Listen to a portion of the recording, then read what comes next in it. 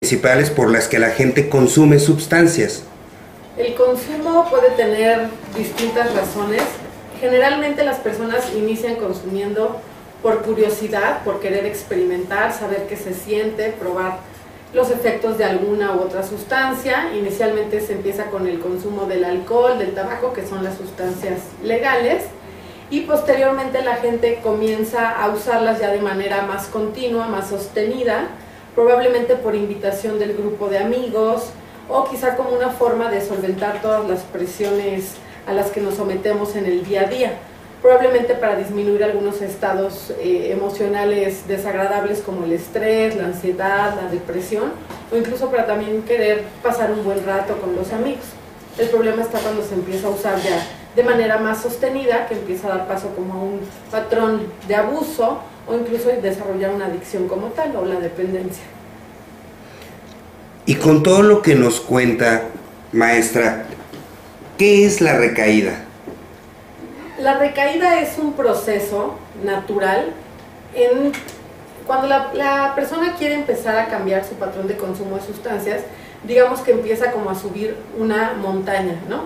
Empieza haciendo uno que otro intento por disminuir la cantidad de droga que consumía, alcohol, tabaco, marihuana, etcétera.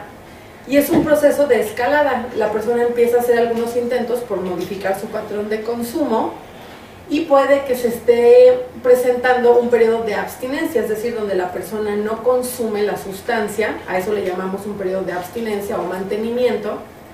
Y la recaída se presenta cuando la persona, digamos, que tiene un ligero retroceso en este proceso de cambiar su patrón de consumo.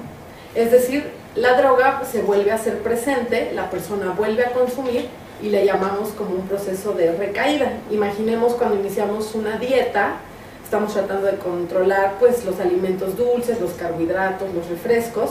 Si yo intento suprimir, por ejemplo, mi consumo de refrescos y me mantengo algunos meses, algunos años y vuelvo a consumir el refresco, se dice que tengo como un periodo o un episodio de recaída, es decir, volví a consumir aquella sustancia que yo había dejado de consumir durante un tiempo X. Gracias, doctora. ¿Considera sana la recaída? Yo considero que la recaída es un proceso natural. Como te comentaba, toda persona que empieza un proceso de cambio está en un aprendizaje continuo. Las recaídas son naturales y son vistas como un proceso de aprendizaje, donde la persona puede entrenarse a identificar situaciones de riesgo que lo ponen más vulnerable ante el consumo y así sucesivamente, ¿no? Si la persona consume generalmente por ofrecimiento de otros y lo entrenamos para que rehúse ese consumo de manera asertiva, evitando cierto tipo de amistades, podemos prevenir ese tipo de recaídas, pero en ningún momento son fracasos ni situaciones que deban de evitarse a toda costa. Me parece que de un proceso de recaída se puede tener un aprendizaje importante para que la persona fortalezca su autoeficacia y continúe en el proceso de escalada en la montaña de la recuperación. En sus palabras, ¿cómo nos explicaría qué es la prevención de recaídas?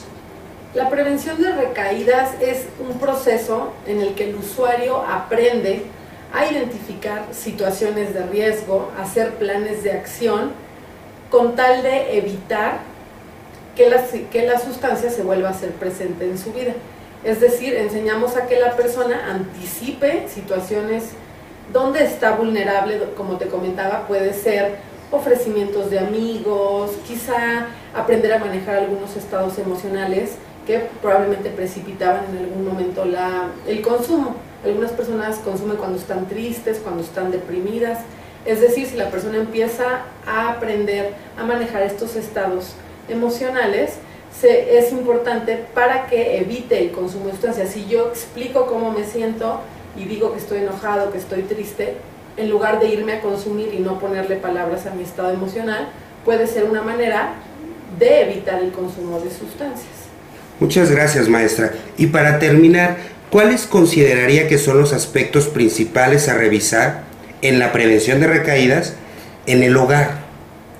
Bueno, las redes de apoyo constituyen un factor importante en todo proceso de recuperación, es decir, los familiares, la pareja, los amigos pueden ser elementos de apoyo muy importantes para un usuario que está tratando de dejar de consumir.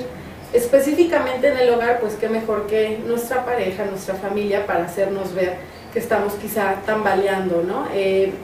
Puede ser, por ejemplo, hacer señalamientos para que el usuario vuelva a retomar su proceso de tratamiento, ya sea de manera ambulatoria, en algunos grupos de autoayuda, o quizá asistiendo con un profesional especializado. Si la familia por ahí ve que el usuario está otra vez quizá teniendo conductas como no asistir a trabajar, dejar de ir a la escuela, está desaseado, su cuarto está tirado, pues todo esto podría empezar a indicar que la persona está perdiendo otra vez la motivación por su vida cotidiana y es más probable que acceda nuevamente al consumo como una forma de diversión o de darle como un plus a su vida diaria. Yo creo que la familia tiene un peso importante en el proceso de prevención y tratamiento del consumo de sustancias.